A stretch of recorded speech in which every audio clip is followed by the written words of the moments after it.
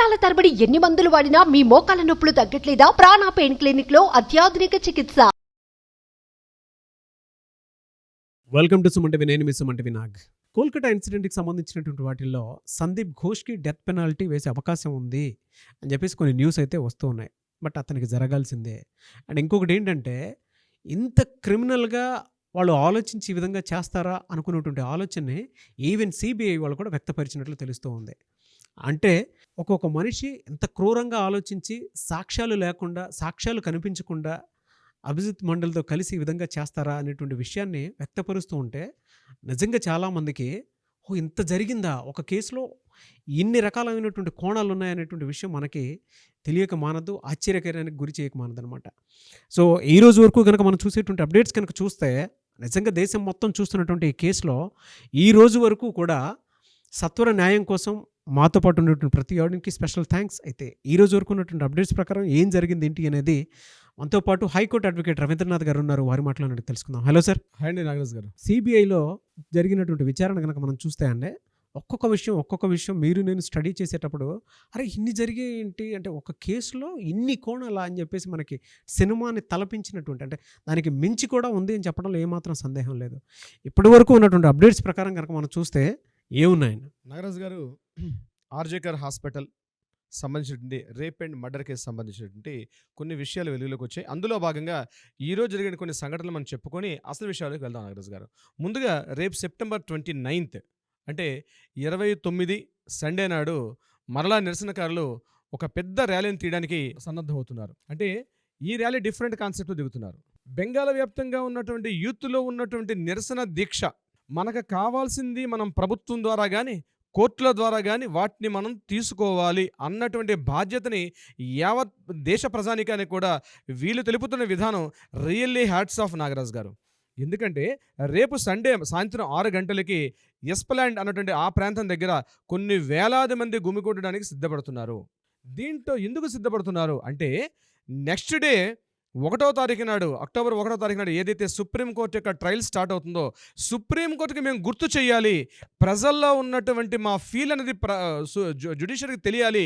ప్రజలు ఇప్పుడు ప్రభుత్వాధినేతలు ఫెయిల్ అయ్యారు, మేము ఎన్నుకున్నటువంటి నాయకులే మమ్మల్ని పూర్తి బద్ధశత్రులుగా ఉండి ఇంతటి అరాచకాలకి, ఇంతటి అక్రమాలకి పాల్పడుతున్నారు. కాబట్టి వాళ్ళు ఎందుకు అన్ఫిట్, కాబట్టి మా నిరసన, మా మనసుల్లో ఉన్నటువంటి మా ఆగ్రహ జ్వాలలు వాళ్ళకి తెలియాలి, అంటే కోర్టుకి తెలియాలి, జ్యుడిషియరీకి తెలియాలి. కాబట్టి మేము ఈ నిరసన చేపడుతున్నామని చెప్పి వేలాదిగా రేపు సాయంత్రం 6 గంటలకి ఎస్ప్లాండ్ అనేటువంటి ఆ ప్రాంతం దగ్గర గుమిగూడడానికి సిద్ధపడుతున్నారు. ఈ ప్రాంతం ఆల్రెడీ మొన్న రీసెంట్గా మనోజ్ కుమార్ వర్మ గారు ఇక్కడ నిషేధాజ్ఞలు ఇచ్చారు. అయినప్పటికీ కూడా మాకు ఆ నిషేధాజ్ఞలు ఏం వర్తించవు, మా యొక్క నిరసన మేము శాంతియుతంగా తెలుపుతున్నాం, మమ్మల్ని మీరు అడ్డగించకండి అని చెప్తూ రేపు సెప్టెంబర్ 29 సాయంత్రం 6 గంటలకి వీళ్ళు మేము ఒక్కరమే కాదు, మాతో పాటు యావత్ ప్రజలందరూ కూడా వాలంటీర్గానండి, కేవలం మేము వైద్య విద్యార్థులుగా మేము చేయాల్సింది మేము చేస్తాం. కానీ ఇందులో ప్రజలు స్వచ్ఛందంగా ఎక్కడెక్కడున్న వాళ్ళు అక్కడెక్కడే లైట్లు వేసి సాయంత్రం క్యాండిల్ లైట్స్ వెలిగిస్తూ justice Abhaya, Abhaya for justice ఏకైక నినాదం, మనందరికీ ఏకైక నినాదం కావాలి. ఏదైతే అమ్మాయి చనిపోయిందో ఆ అమ్మాయికి న్యాయం జరగాలి, ఎవరైతే ఇందులో ఉన్నటువంటి కల్పిట్స్ కావచ్చు, ఎక్యూజ్డ్ కావచ్చు వీళ్ళందరికీ సరైనటువంటి శిక్ష జరగాలి, శిక్ష పడాలి అన్నటువంటి ఏకైక నినాదంతో మేమందరం చేస్తున్నాం. ప్రజలందరూ కూడా దీనికి మద్దతు తెలపాలని ఒక సెంటెన్స్గా వాళ్ళు చెప్పడం జరిగింది. బహుశా రేపు సాయంత్రం జరగబోయే 6 గంటలకి ఈ నిరసన మాత్రం డెఫినెట్గా ఒక రిమార్కబుల్ అవుతుంది. ఎంటైర్ బెంగాల్ హిస్టరీలో రేపు జరగబోయే ఒక మార్చ్ ఏదైతే ఉంటుందో, it's not a March, it's ఒక నిరసన డెఫినెట్గా ఒక రిమార్క్ అయ్యే అవకాశం అయితే ఉంటుంది నాగరాజ్ గారు. ముఖ్యంగా దీన్ని జ్యుడిషియరీకి గుర్తు చేయడానికి మేము చేస్తున్నాం. ఆ సెంటెన్స్ వాళ్ళు వాడారు చూడండి, మేము న్యాయ వ్యవస్థ ఏదైతే నెక్స్ట్ డే 1వ తారీఖు నాడు అక్టోబర్ 1న ఏదైతే జస్టిస్కి వెళ్తున్నారో, మా నిరసన గుర్తుపెట్టుకోవాలి, మా ఆగ్రహాన్ని గుర్తుపెట్టుకోవాలి, మా ఆవేశాన్ని గుర్తుంచుకోండి అని చెప్పి ఒక నిరసన తలపెట్టే వ్యవస్థను చేయబోతున్నారు సెప్టెంబర్ 29 నాడు ఈ నిరసనకారులు. ఇది ప్రధానంగా ఇంపార్టెంట్. రెండవది, ఒక వినూత్న సంఘటన జరిగింది. ఆ సంఘటన ఎక్కడంటే, కాలేజ్ ఆఫ్ మెడిసిన్ మరియు సాగర్ దత్తా హాస్పిటల్లో ఒక 30 ఏళ్ళ అమ్మాయి కొన్ని అనివార్య కారణాల వల్ల హాస్పిటల్లో అడ్మిట్ అయింది. ఆ అమ్మాయికి ఫీవర్ ఉంది, హైయెస్ట్ టెంపరేచర్ ఫీవర్ ఉంది, లూజ్ మోషన్స్ అవుతున్నటువంటి కారణంతో హాస్పిటల్లో అమ్మాయి అడ్మిట్ అయింది. అడ్మిట్ అయిన 2.5 hours తర్వాత ఆ అమ్మాయి చనిపోయింది. చనిపోతే ఆమెతో వచ్చినటువంటి బంధువులందరూ కూడా సుమారుగా ఒక 20 మంది కలిసి మూకుమ్మడిగా ఈ సాగర్ దత్తా హాస్పిటల్ మీద అటాక్ చేసి చాలామంది జూనియర్ డాక్టర్స్ మీద చేయి చేసుకునే పరిస్థితి వచ్చింది. చాలామందిని కొట్టారు.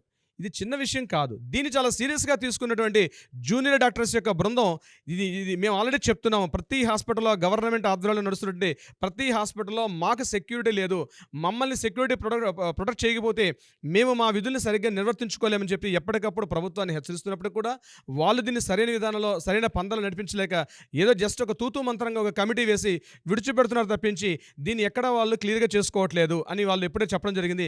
దీన్ని రీసెంట్గా ఆల్రెడీ చెప్తున్నారు. ఈరోజు కొంతమంది జూనియర్ వైద్యాధికారులు కొంతమంది గాయాలు పాల్పడిన సంఘటన కూడా జరిగింది. ఎప్పుడైతే సిఎస్ఎఫ్ జవాన్లు ఎప్పుడైతే వచ్చింది ఈ దాడిని అడ్డుకోకపోతే ఇంకా దారుణమైన కూర్చొని ఆ హాస్పిటల్లో జరిగేది. సో దీన్ని ఇమీడియట్గా మమతా బెనర్జీ ప్రభుత్వానికి వాళ్ళు చెప్తూ ఇటువంటి దుశ్చర్యగా ఇంకో సందర్భంలో జరగలిగితే మేము డెఫినెట్గా మొత్తం రాష్ట్ర వ్యాప్తంగా ర్యాలీని నిర్వహిస్తాము.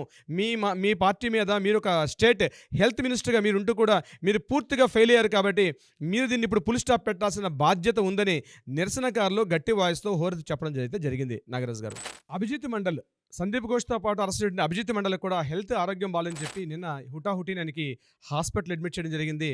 ఆయనకి ఆల్రెడీ హాస్పిటల్లో ట్రీట్మెంట్ జరుగుతోంది.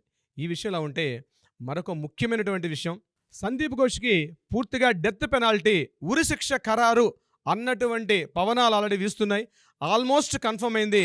సందీప్ ఘోష్ అనే వ్యక్తి కీలకమైన సూత్రధారి, పాత్రధారి అంతా కూడా సందీప్ ఘోష్ అని చెప్తూ total entire Bengal news magazines అన్నీ కూడా సందీప్ ఘోష్ యొక్క ప్రధాన నిందితుడు, ఇతనికి ఉరిశిక్ష ఖాయం, రేపు అక్టోబర్ 1 రిలీజ్ అవబోతున్నటువంటి ఏదైతే తీర్పుల్లో సుప్రీంకోర్టు ట్రయల్స్లో భాగంగా ఆల్రెడీ అక్కడ కన్ఫర్మేషన్ వచ్చే అవకాశం ఉంది.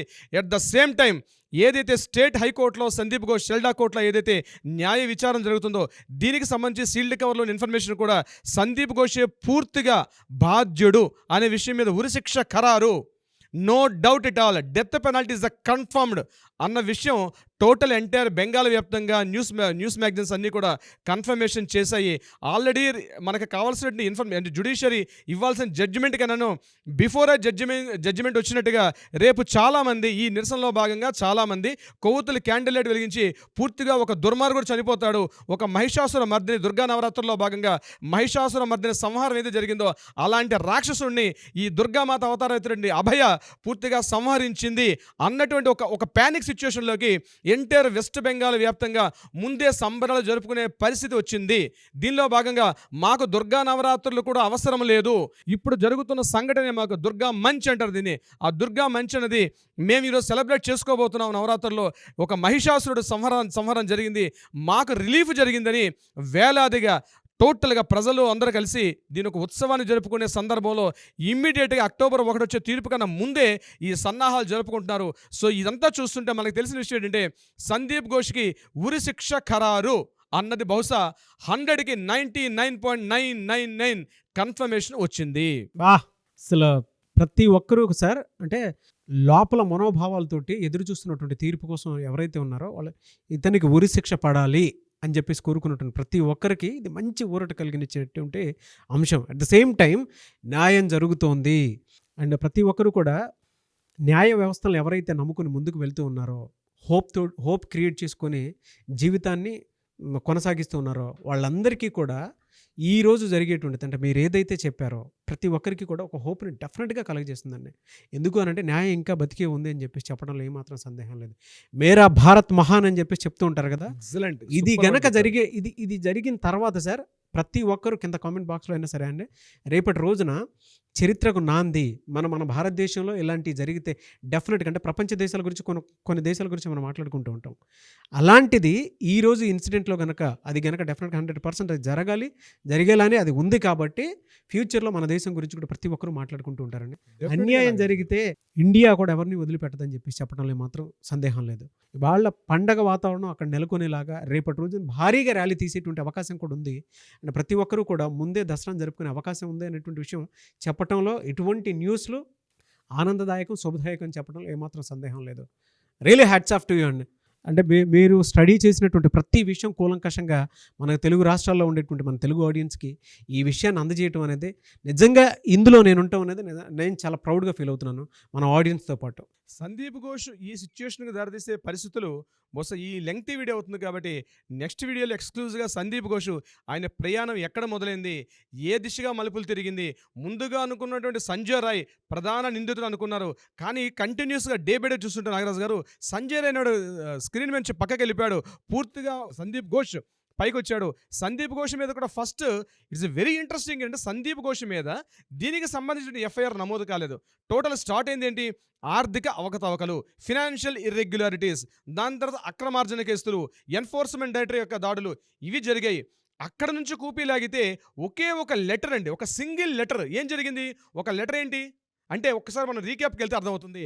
రీరైట్ చేసినటువంటి లెటర్, రీరైట్ చేసే లెటర్, మెయిన్ లెటర్ ఎక్కడంటే ఇక్కడ జరుగుతున్నటువంటి ఇమీడియట్గా డిమాలిషన్ ఎక్కడ చేస్తున్నామో ఈ పీడబ్ల్యూడీకి రాసిన లెటర్, ఈ పీడబ్ల్యూడీకి ఆయన హ్యాండ్ రైటింగ్తో రాసిన లెటర్, ఇమీడియట్గా ఇక్కడికి వచ్చి వర్క్ స్టార్ట్ చేయండి అన్న లెటర్ తోటి సిబిఐ వాళ్ళు అక్కడ నుంచి తీగలాగితే డొంకంతా కదిలినట్టుగా అక్కడ మొదలు పెట్టారు. ఇతను అంత ఇంట్రెస్ట్గా ఇమీడియట్గా పీడబ్ల్యూడీ వర్క్స్కి ఎందుకు లెటర్ రాశారు అన్నది అక్కడ స్టార్ట్ అయినటువంటి ఎంక్వైరీ మెల్లమెల్లగా ఈయన అక్రమార్జన కేసుల నుంచి దారి మళ్లించి కంప్లీట్గా ఈయన వైపు ఎంక్వైరీ స్టార్ట్ అయింది. సంజయ్ రాయ్ అనేవాడు పూర్తిగా జైల్లో ఉన్నాడు. ప్రెసిడెన్సీ జైల్లో పూర్తిగా 3 పూట్ల మెక్కి తింటున్నాడు ఆహారాన్ని. పూర్తిగా అతను బాగానే ఉన్నాడు. బట్ ఎంటైర్ స్టోరీ అంతా కూడా సందీప్ ఘోష్గా రోజుకు 3 సార్లు జైలు కోర్టుకు వెళ్తున్నాడు. డైలీ 3 సార్లు కొన్ని వందల గంటల పాటు లెక్క వేస్తే ఇప్పటికి నాకు తెలిసి 200 పై మాటగా ఆయన ఇంట్రాగేషన్ ఎదుర్కొన్నాడు. ఆయన ఒక్కొక్క సందర్భంలో ఒక్కొక్క న్యూస్ చెప్తుంటే ఎంటైర్ సిబిఐ వల్ల విస్తుపోయి నిజాలు వచ్చాయి. రీసెంట్గా మనం నిన్న చెప్పుకున్న వీడియోలు ఏంటంటే సందీప్ ఘోష్ తన ఆపరేషన్ థియేటర్ని ఒక అడ్డాగా చేసుకొని, ఒక మాఫియా అడ్డాగా చేసుకొని ఇన్ని దుశ్చర్యలకు పాల్పడ్డాడు. అక్కడ అభయ ఏ రకంగా ఇన్ఫర్మేషన్ అంటే చిన్నది మనకి రిపబ్లిక్ టీవీలో వచ్చేట్టు ఒక చిన్న ఇన్ఫర్మేషన్ తోటి మనం ముందుకెళ్ళాం నాగరాజ్ గారు. సో యాక్చువల్గా మనకి హైలైట్ చేసింది అక్కడ అనమాట. ఏం జరిగింది అక్కడ, ఎక్కడైతే అభయ అనే అమ్మాయి కంప్లీట్గా ఆ ప్రాంతానికి వెళ్ళింది, ఆ జరుగుతున్నటువంటి వ్యవస్థను మొత్తం కూడా వీడియో క్యాప్చర్ చేసింది. ఈ వీడియోని ఇవ్వమని చెప్పి తను ప్రెజెంట్ చేశాడు. ఇమీడియట్గా ప్రసూన్ చటర్జీ ఈ మీద ఫిజికల్ హెరాస్మెంట్ చేశాడు అన్న విషయం అక్కడ ఆగింది. సో ఇప్పుడు ఈ కేసులో ఎవరెవరైనా మూకుమ్మడిగా పార్టిసిపేట్ చేశారా, ఎవరో ప్లాన్ ప్రకారం అభయ మీద దాడి జరిగింది, ఏ రకంగా జరిగింది, విత్ టైమింగ్స్తో సహా, టైం లైన్తో సహా ఏ రకంగా ఎంతమంది ప్రణాళికలు వేశారు. ఎందుకంటే ఆ రోజు సంఘటన జరిగిన సమయానికి సందీప్ ఘోష్ కన్నా ముందే వెస్ట్ బెంగాల్ లాబీలో నుండి కీలకమైన అవిగ్డే మొదలుకొని చాలామంది, విరూపాక్ష బిశ్వాస్, అవిగ్డే మొదలైన కీలకమైన వ్యక్తులు, 14 కిలోమీటర్ల డిస్టెన్స్ ఉన్న వ్యక్తులు, సందీప్ ఘోష్ జస్ట్ 2 కిలోమీటర్స్ రావాల్సిన ఇతన్ని రీచ్ అవ్వకుండా 14 కిలోమీటర్ల ఉన్న వ్యక్తులు వచ్చి ఆ యొక్క సంఘటన స్థలాన్ని క్యాప్చర్ చేయడం, అక్కడ పూర్తిగా వాళ్ళు దాన్ని క్యాప్చర్ చేసి ఆ ప్రాంతాన్ని సాక్ష్యాధారాలను పూర్తిగా రూపుమాపేయాలి అని ఏకైక దీంతో వాళ్ళు చేసినటువంటి అరాచకం ఇంత అంతా కాదు నాగరాజు గారు. నిజంగా సిబిఐ వాళ్ళకి మనం ఈ విషయంలో హ్యాట్స్ ఆఫ్ చెప్పుకోవాలి. ప్రజలు ఉవ్వెత్తున సిబిఐ ఇంట్రాగేషన్ దర్యాప్తు సంస్థ సరైన దిశలో చేయట్లేదు. సిబిఐ ముత్తుకుంటున్నారు, లేదు ఇక్కడ సాక్ష్యాధారాలు తారుమారైపోయి మొత్తం ట్యాంపరింగ్ జరిగింది, మాకు హ్యాండ్ ఓవర్ చేసేసరికి 4 days అయిపోయింది. అప్పుడే సార్ సిబిఐ వాళ్ళ ఇంట్రాగేషన్ బయటపడేది. అన్ని సాక్ష్యాలు అంటే సిబిఐ ఎందుకు, లోకల్ పోలీసులు చేస్తారు. ఇంట్రాగేషన్ వాళ్ళకి ఇన్వెస్టిగేషన్ చేసేసరికి ఆధారాలు లేవు, ఎటువంటి ఎవిడెన్స్ లేవు. మనం ఫస్టే చెప్పాం, ఆ లేడీ సిబిఐ ఆఫీసర్ ఒక లేడీ వచ్చారని చెప్పి. షీఈస్ ద పర్ఫెక్ట్ వర్కింగ్ చేస్తుంది ఆవిడ మరోసారి ప్రూవ్ చేసుకున్నారు. ఈ సందర్భంగా ఏదైతే ఈ కేసు ట్యాంపరింగ్ జరిగిందో, సాక్ష్యాలు లేని విషయంలో మళ్ళా సాక్ష్యాలని రీకలెక్ట్ చేసి సిబిఐ రేపిచ్చే సీల్డ్ కవర్ల ఇన్ఫర్మేషన్ ఏదైతే ఉందో డెఫినెట్గా మీరు ఇందాక చెప్పినట్టుగా ఒక చారిత్రాత్మకమైన తీర్పుకి ముందుకు వచ్చింది. దీంట్లో ముందుగానే సీజీఐ వాళ్ళు న్యూస్ కూడా రిలీజ్ చేశారు. మేము ఇప్పటి వరకు మన సీజీఐ మీరు కూడా చూసుకోవచ్చు, ఆన్లైన్లో దొరుకుతుంది, www.cga.gov.in. అంటే సుప్రీంకోర్టు మేము ఇచ్చినటువంటి చారిత్రాత్మకమైన తీర్పుల కోసం వెబ్ పేజీలో మేము కంప్లీట్గా ఒక పేజ్ క్రియేట్ చేసాం. ఎవరైనా కావాలనుకుంటే ఈ సైట్లోకి రండి, ఇక్కడ పూర్తిగా మేము ఇచ్చిన చారిత్రాత్మకమైన తీర్పులు మీరు ఇక్కడ చూడొచ్చు అని చెప్పి ఈరోజు సుప్రీంకోర్టు ఒక ఇన్ఫర్మేషన్ క్లియర్ చేయడం జరిగిందంటే రేపు జరగబోయే తీర్పుకి వాళ్ళు కూడా ఉత్సాహంగా ఉన్నారు, ఏం జరగబోతుంది. సో పబ్లిక్ కూడా ఒక పార్ట్ ఆఫ్ ద పబ్లిక్ కూడా చేసుకుంటారు. వీలైతే www.cja.gov.in సైట్కి వెళ్తే రీసెంట్గా గడిచిన 20 yearsలో మేము ఇచ్చినటువంటి చారిత్రాత్మక తీర్పులు మీకు చాలా సింపుల్ ఇంగ్లీష్ లాంగ్వేజ్లో ఉంటుంది, మీరు కూడా చదువుకోవచ్చు అని చెప్పి పబ్లిక్ ఒక విషయం చెప్పడం సీజేఐకి, ముఖ్యంగా చంద్రచూడ్ గారికి ఇక్కడ నుంచే అనేక వందనాలు తెలియజేసుకుంటున్నాం నాగరాజు గారు. డెఫినెట్గా అండి, కుదిరితే చంద్రచూడ్ గారి మీద కూడా ఒక వీడియో చేద్దాము. మన ఆడియన్స్ కన్నా కోరుకొని నిజంగా అటువంటి న్యాయమూర్తుల గురించి మనం తెలుసుకోవాల్సినటువంటి అవసరం, బాధ్యత ఉంది. సో డెఫినెట్గా అటువంటి వారిని కూడా మనం సపోర్ట్ చేయాలి. సో ఎనీవేస్ గ్రేట్ అండి, very proud of you Ravindranath garu. ఇవాళ ఎవరికైనా అన్యాయం జరిగింది అని అంటే తెలుగు రాష్ట్రాల నుంచి ప్రతి ఒక్కరు మీకు ఫోన్లు చేసి దయచేసి మా కేసుని టేకప్ చేయండి అని చెప్పేసి మాట్లాడుకుంటూ ఉన్నారు. ఎందుకంటే కోల్కతా ఇన్సిడెంట్కి సంబంధించినటువంటి వాటిల్లో ఈ రోజు వరకు కూడా మీరు ప్రతి దాంట్లోనూ అంటే డే 1 నుంచి సార్ లేదు సార్ ఇది చారిత్రాత్మక తీర్పు అవుతుంది, మంచికి నాంది పలుకేలా దేశం మొత్తం చర్చించుకుంటారు, మనం చేద్దాము, నేను టైం స్పెండ్ చేస్తానని చెప్పేసి అక్కడికి వచ్చి కూర్చొని టైం స్పెండ్ చేసి మరి దీనికి సంబంధించిన ప్రతి ఒక్క అప్డేట్ని చాలా డీటెయిల్గా ఇచ్చారు. అండ్ అందులోనూ అది చూసిన తర్వాత ఇవాళ తెలుగు రాష్ట్రాల్లో ఎక్కడ అన్యాయం జరిగినా సరే డెఫినెట్గా మిమ్మల్ని కలిసి ఏ రకంగా అయినా సరే జస్టిస్ మేము కూడా తీసుకోవాలి అనుకున్నటువంటి ఉద్దేశంతో కాల్ చేసి మరి మీ దగ్గరకు వస్తూ ఉన్నారు. అంటే I'm very proud of you. అంత పెద్ద రెస్పాన్సిబిలిటీని కూడా క్రియేట్ చేసుకున్నందుకు, ఆడియన్స్ ఇచ్చినందుకు, అండ్ ఆడియన్స్కి కూడా స్పెషల్ థ్యాంక్స్ అండ్ మీకు కూడా స్పెషల్ థ్యాంక్స్ అండి. Thank you. డెఫినెట్గా దీనికి సంబంధించినటువంటి వాటిల్లో we want justice, we demand justice డెఫినెట్గా జరుగుతుంది. Thank you so much Ravindranath గారు.